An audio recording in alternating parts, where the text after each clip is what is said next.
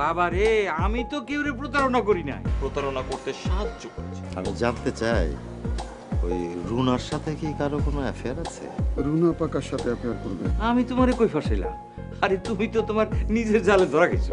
আপনাকে যখন আমি এই কাজটা করতে বলেছিলাম তখন কি আপনার মাথায় একবারও কাজ করেনি যে কাজটা আনফেয়ার, কাজটা ভালো না? মিশা আপা তো হাতে নাতে ফ্রড করতে গিয়ে ধরা গেছে। কিসের ফ্রড? আরে ওই যে একটা পোলারে ফাঁসায় বিয়ে করতে গেছিল। না সুমি, তুমি ভুল করোনি। তুমি যা করেছো নিজেকে জাহির করার জন্য করেছো।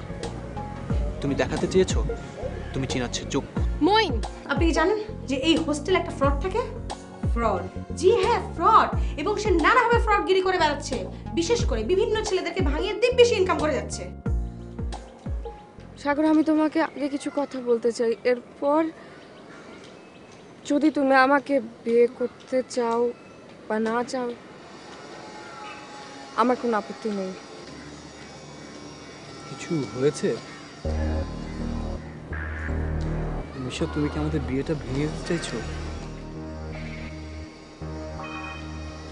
সাগর, আসলে আমি তোমার সাথে বিট্রে করেছি, ফ্রড করেছি। মানে? হ্যাঁ, আমি খুব সাধারণ একটা মেয়ে। আমার বাবা বড়লোক না। আমার বাবার তিনটা কারখানা নেই। ইনফ্যাক্ট আমাদের কিছুই নেই। আমার বাবা মফস্বলের সামান্য একজন ট্রাক ড্রাইভার মাত্র। কি?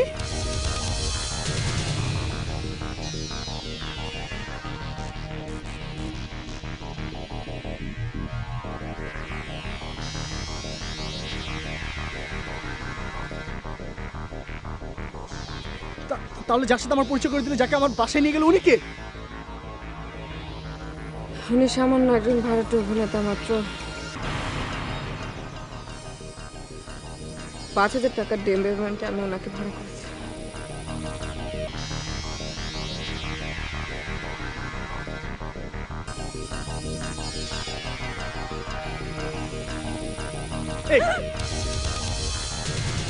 কেন করলে এরকম? আরে আমার দিকে তাকাও না।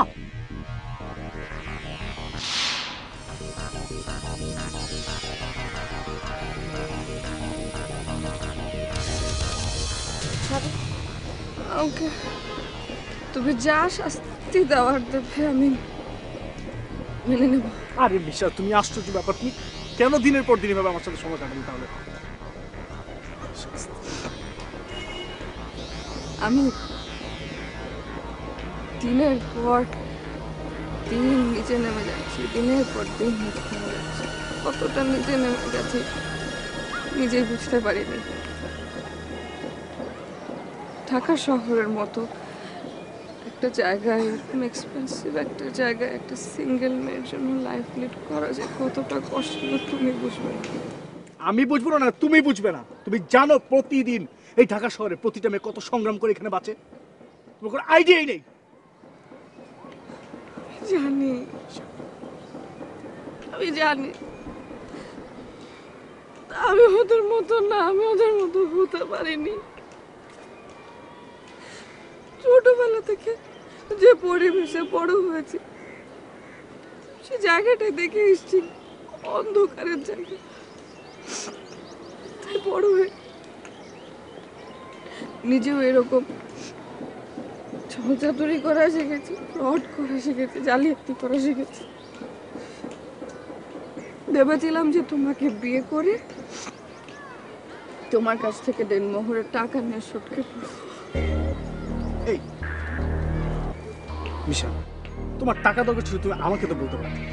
টাকাই তো না, আর তো কিছু না। এটা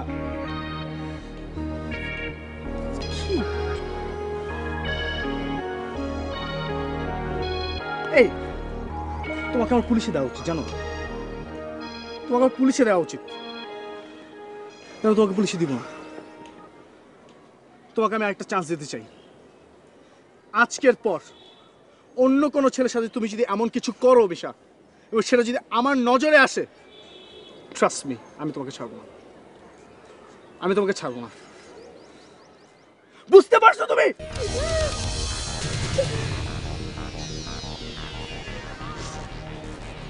এখন চলে যাও এখান থেকে।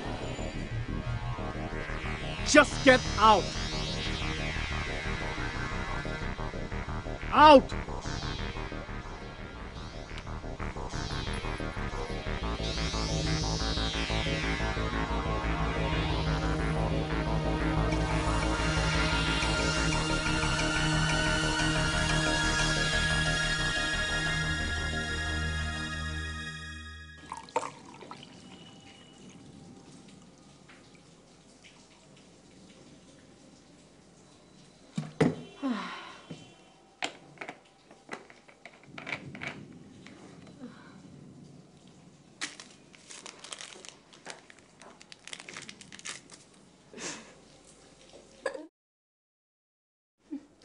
হাসির কি হলো? হ্যাঁ, ফুড পয়জনিং হয় না মানুষের? হবে না কেন? যেভাবে চলো সারা বছরে ফুড পয়জনিং লেগে থাকার কথা ছিল। মানে বুদ্ধিমানের জন্য ঈশ্বরই যথেষ্ট। তোমার মতো সূচিবায়গ্রস্ত হলে এতদিনে আমি শেষ হয়ে যেতাম। আমি এমন আছি বলেই ভালো আছি। আমার মনে হয় খাওয়াটা ভালো ছিল না রে, খাওয়ার কোনো প্রবলেম ছিল। আমরা সবাই এক খাবার খেলাম, শুধু তোমার ফুড পয়জনিং কেন হলো? আমার একার হবে কেন? খোঁজ খবর কিছু রাখো। ওটা তো তোমার ডিপার্টমেন্ট, অনুসন্ধানের ডিপার্টমেন্ট। হোস্টেলে অনেকেরই হঠাৎ করে ফুড পয়জনিং হয়েছে।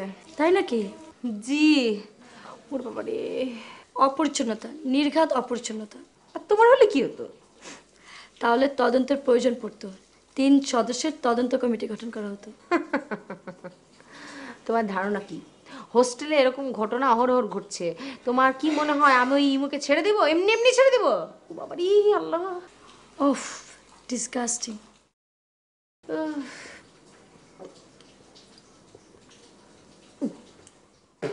ছি, জঘন্য। তুমি এ ব্যাপারে আমাকে কিছু বললে না কেন? নিশা আমাকে বলতে মানা করছিল। ও মানা করলে আর তুমি সেটা মেনে নিলে? তুমি বুঝবে না? আমি তোকে নিষেধ করছি, ও আমার কথা শুনে নাই। তোমরা এক রুমে থাকো, তোমাদের আন্ডারস্ট্যান্ডিং ভালো। তুমি ওকে বুঝিয়ে বললে বিষয়টা কেমন হতো না? ও যদি এখন এই কারণে জেলে চলে যায় তাহলে খারাপ লাগবে না? আমি কি করতে পারতাম আপা? কি করতে পারতে মানে? অনেক কিছু করতে পারতে। তুমি অন্তত আমাকে বলতে পারতে। হ্যাঁ, আমার ভুল হয়েছে, অনেক বড় ভুল। মিশার কি হয় বুঝতে পারছি না। এদিকে মিথি কালকে আমাকে জানিয়ে দিয়েছে ও নাকি এই ফ্রড মেয়ের সাথে থাকবে না। এখন বাধ্য হয়ে আজকে আমাকে মিটিং ডাকতে হয়েছে। এটা তো একটা সামান্য ভুল মাত্র। ভুল না, অন্যায়। এটার জন্য যদি ওকে হোস্টেল থেকে বের করে দেওয়া হয়, এটা বেশি বেশি হয়ে যাবে না? সেটা আমি বুঝি, কিন্তু হোস্টেলে তো অন্যান্য মেয়েরা আছে, সেটা তো বিবেচনা করতে হবে। হোস্টেলের অন্যরা যে খুব সাধু তা তো না। দেখো, ওকে আমি পার্সোনালি খুবই পছন্দ করি। মেয়েটা যে কারো বিপদে সবার আগে ঝাঁপিয়ে পড়ে। এই যে জিনার সুইসাইডাল অ্যাটেম্পটে দেখো সবার আগে ও এলো। আমার কাছে কদিন আগে গাড়ি চেয়েছিল, আমি দিয়েওছি। কিন্তু আমি যদি জানতাম এমন এমন একটা কাজেও গাড়িটা ব্যবহার করবে। ওকে আমরা একটা সুযোগ দিতে পারি না? সেটা তো তুমি বুঝতে পারছো, আমি বুঝতে পারছি, কিন্তু হোস্টেলে তো আরও মেয়েরা থাকে না, তাদেরকে কি বলবে? এই বিষয়টা মিটিংয়ে বলাটা উচিত। তুমি মিটিংয়ে তুলো, আমি তোমাকে সাপোর্ট করব। ও এখন কোথায়? সাগরের সাথে দেখা করতে গেছে, সব সত্যি কথা খুলে বলতে। যোগাযোগ করেছিলেন? ফোন করছিলাম, ফোন বন্ধ। আবার একটু ট্রাই করো তো।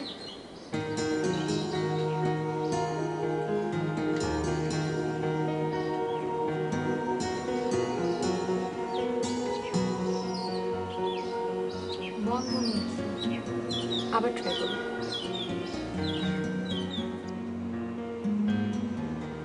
মিয়া খবর রাখো। কি খবর? তোমার খাবার খাইয়া হোস্টেলের 8 জনের মহিলার পেট খারাপ, সব কাজ হয়ে বিছনায় হয়ে পড়ছে। আপনার কিছু হয় নাই? আমি তো তোমার খাবার খাই নাই।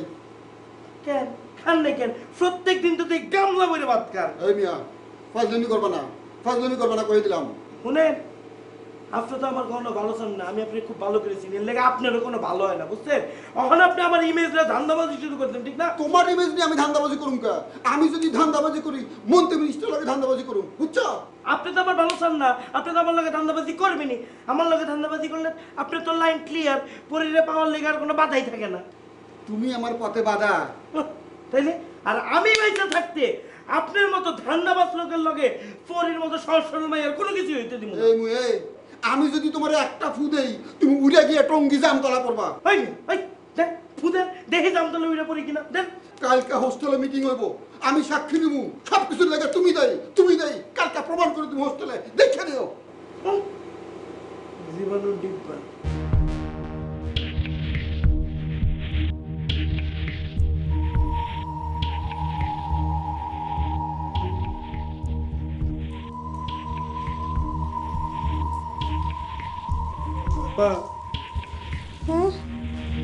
বিশ্বাস করেন আমার কোনো দোষ নেই। দেখো ইমু, তোমার দোষ আছে কি না আছে সেটা তদন্ত কমিটি দেখবে। আপা, তদন্ত কমিটিতে কারা কারা থাকবে? সেটা আজকের মিটিং এ ঠিক হবে। বিশ্বাস করেন এটা একটা ষড়যন্ত্র। আমি আপনার বলে দিলাম আমার পিছনে ষড়যন্ত্র হইতেছে। আরে আমার পাশে ছাড়ো। আপা বিশ্বাস করেন না আপনি আপা। ইমু এরকম করে কান্নাকাটি করে তো লাভ নাই। তোমার হাতের রান্না খেয়ে হোস্টেলের এতগুলা মানুষ অসুস্থ হয়ে গেছে। আমি নিজে অসুস্থ হয়ে পড়েছি। এটা ড্রাইভার কে নিবে? এটা ড্রাইভার তোমাকে নিতে হবে। না না আপা, একটা কথা আমি বলি, আপনি খালি নিজে গিয়ে আমার রান্নাঘরটা একবার দেখেন, দেখলে আপনি বুঝতে পারবেন আমি কত পরিষ্কার থাকি। ইমু, কথা আছে না, বৃক্ষ তোমার নাম কি, ফলে পরিচয়। তোমার পরিচয় হচ্ছে রান্নায়, রান্নাঘরে না। আপা, আমি যে এতদিন ধরে আপনাদের রান্না করে খাওয়াইতেছি, একটা কেউ কি আমার নামে কোনো কমপ্লেন করতে পারছে কখনো? আপনি বলেন। তা করে নাই। এটা আপা একটা ষড়যন্ত্র, আমারে ফাঁসানোর জন্য করা হইতেছে। তোমারে ফাঁসানোর জন্য ষড়যন্ত্র মানে? এই, তুমি কি আমেরিকার প্রেসিডেন্ট নাকি? প্রেসিডেন্ট কি আপনি জানেন না? ওই হাসু একটা আস্ত বদমাইশ, ওই এগুলা করতেছে। দেখো, তোমাদের দুইজনের দ্বন্দ্বের জন্য হোস্টেলের মানুষের প্রবলেম হোক, সেটা তো হওয়া ঠিক না, তাই না? জি আপা, বিশ্বাস করেন আমি এখন থেকে খুবই সাবধানে থাকবো। ইমু, সত্যি করে বলো তো, তুমি রান্না চুলায় দিয়ে কোথায় গিয়েছিলা? ঠিক আপা, মনে নাই, মনে করতে পারতেছি না, কিন্তু আপা এখন থেকে সবসময় আমি সাবধানে থাকবো। এই ভুল আর কখনো করবো না আপা।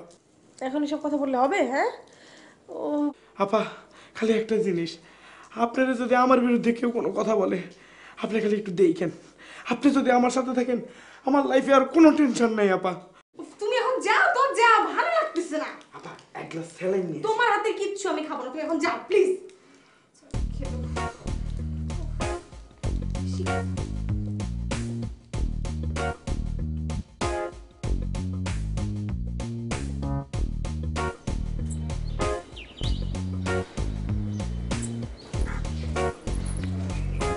হাসু ভাই, আমরা ডাকছেন কে রে? আমার লগে লাগতে এসে বুঝছো, দেশি টেংরি ভাঙ্গা। টেংরি ভাঙছেন মানে?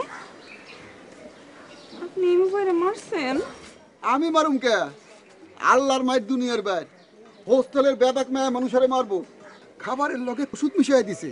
হোস্টেলের বেবাক মেয়া খায় তো সি। হায় আল্লাহ গো, তো হ্যাঁ খাবারের মধ্যে ওষুধ মিশাইতে যাবো কে রে?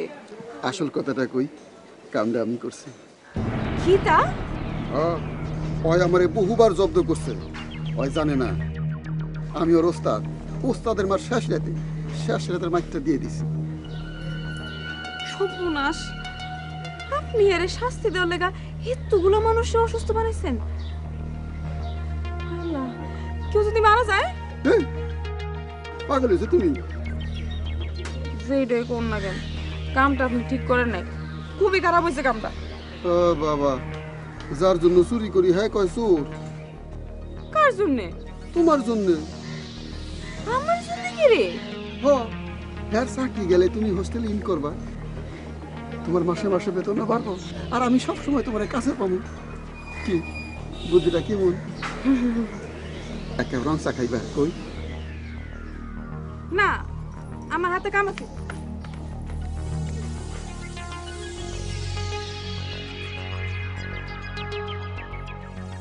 সালে তো আমাকে নিয়ে দূরে কোথাও যেতে যাচ্ছে। যা ঘুরে আয়। ইদানিং ও কেমন জানি হয়ে গেছে, একরোখা, হিংস্র। যদি ওকে ভালো না লাগে তাহলে তুই ঝুলিয়ে রাখছিস কেন? ওকে ছেড়ে দে। কি করবো বল, ওর মতো একজন রিলায়েবল পার্সন আমি কোথায় পাই? আমাদের এত বড় বিজনেস, ওই তো একা সামলাচ্ছে, আর পাপা বুঝে শুনে ওর সাথে আমার বিয়ে দিয়েছিল। আমার তো কিছু করার নেই। কিন্তু তুই তো শফিক সাহেবকে... শফিক সাহেব এখন আমার হাতে আছে। কয়দিন থাকবে? আর এই ব্যাপারে তুই সালে ভাইকে শেয়ার করবি না? ওর কিচ্ছু করার ক্ষমতা নেই, আর ওকে আমি ভয় পাই। একটু আগেই তো বললি সালে ভাইয়ের সাথে নাকি তোর বাইরে যেতে অস্বস্তি। ইদানিং ও অনেক কিছু ব্যাপারেই প্রোটেস্ট করা শিখেছে, তবে শফিকের ব্যাপারটা নিয়ে আমি অতটা চিন্তিত না, কারণ ও খুব ভালো করে জানে যে শফিক আমার বায়ার, আমি ওর কাছে যে কোনো মুহূর্তেই যেতে পারি। বায়ের সাথে আমার যে কোনো কাজ থাকতে পারে, পারে না? তাছাড়া প্রথম দিন থেকে আমি ওকে বুঝিয়ে দিয়েছি যে আমার কোনো ব্যাপারে ওর নাক গলাবার কোনো অধিকার নেই। কিন্তু শফিক সাহেব তো তোর অনুরক্ত, তার সাথে তুই সম্পর্ক রাখলে তো তোর ব্যবসাটা আরো বাড়িয়ে নিতে পারতি, তোর ব্যবসাটা অনেক বড় হতো, তাই না? না না না, লাইবিলিটিস বলিস আর রিলাই করার কথা বলিস, আমি কখনোই শফিকের উপর ডিপেন্ড করতে পারি না। এই ক্ষেত্রে সালে অনেক বেটার। আর আমার আসল কথা হচ্ছে এখন আমার শফিককে ভালো লাগছে, কদিন পরে নাও লাগতে পারে। অন দ্যাট মোমেন্ট আমি কি করব? আমি নাও থাকতে পারি ওর সাথে। তাহলে তুই কেন শফিক সাহেবের পেছনে সময় নষ্ট করছিস? এই সময়টুকু সালে ভাইকে দে। আরে শোন, শফিকে আমি অনেক দিন ধরে চিনি বলেই আমি জানি যে ওকে আমার পছন্দ হয়েছে এই কারণে যে বিজনেসটাও ভালো বুঝে, কিন্তু আমার কারণে ওর সংসার ভাঙবে আমার মনে হয় না। তাহলে সেই ভালোবাসাটুকু সালে ভাইয়ের প্রতি হলেই তো হয়। সালের ব্যাপারে আমি কথা না বলি, কারণ সালেকে আমার মাঝে মাঝে মানুষই মনে হয় না, ওর ভিতরে কোনো প্রাণ আছে এটা আমি বিলিভ করতে পারি না। আমি সিদ্ধান্ত নিয়েছি যে আমি আরেকটা ট্রাই দেব, আমি সালের সাথে যাব।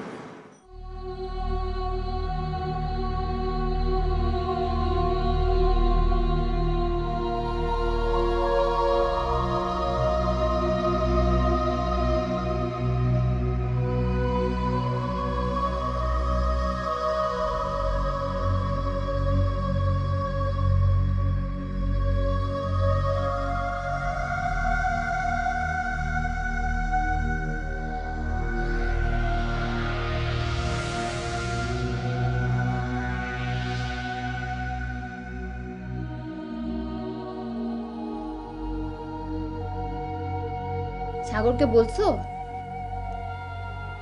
ও কি বললো? কিছু না। কিছুই বলে নাই? মানুষ অধিক শোকে পাথর হয় শুনতাম, ও বোধহয় অধিক বিস্ময়ে কিছুই বলে নাই। তাই হবে। তাহলে সারাদিন কি করলা?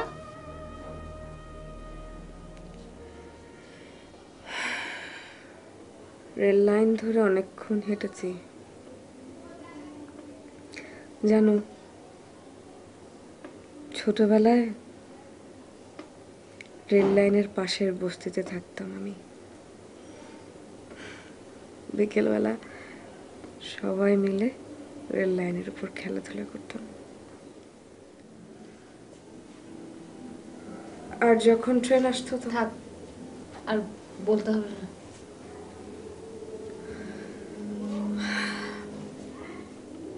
আজও অনেকক্ষণ রেল লাইনের উপর বসেছিলাম, ওয়েট করছিলাম ট্রেনের জন্য, কিন্তু ট্রেন আর আসে না। ভেবেছিলাম ট্রেন আসলে রেল লাইন থেকে আর উঠবো না, কিন্তু মিশা, তোমার লাইফটা মাত্র শুরু হয়েছে, আর তুমি তো এখনই তোমার ভুলটা বুঝতে পারছো। এইটাই কি যথেষ্ট না? কি জানি। আজকে হোস্টেলে মিটিং ডাকছে। কেন? তোমার ব্যাপারটা নিয়ে, মানে এটা কিভাবে যেন জানাজানি হয়ে গেছে।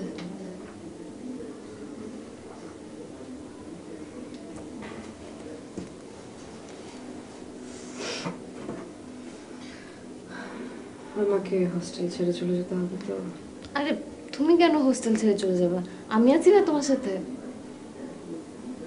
রোজি, ডোন্ট বি ইমোশনাল। আমিও তোমাকে এটাই বলছি, এটা ইমোশনালের কোনো ব্যাপার না। এখনই সময় তোমার সৎ সাহস নিয়ে ঘুরে দাঁড়ানো, এটা তোমাকে ফেস করতে হবে।